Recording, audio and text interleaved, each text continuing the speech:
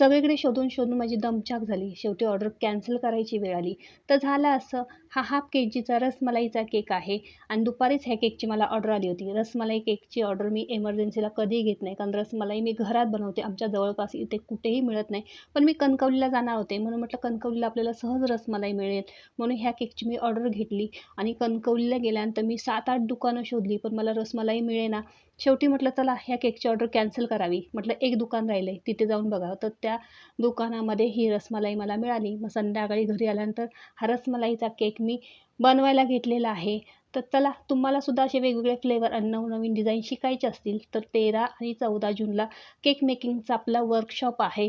तो आहे सिंधुदुर्ग जिल्हा, तालुका कणकवलीमध्ये. तुम्हाला जर ह्या केक मेकिंग वर्कशॉपमध्ये सहभागी व्हायचं असेल तर वरती स्क्रीनवरती माझा नंबर देते. त्या नंबरवरती तुम्ही नक्की DM करा किंवा कॉन्टॅक्ट करू शकता.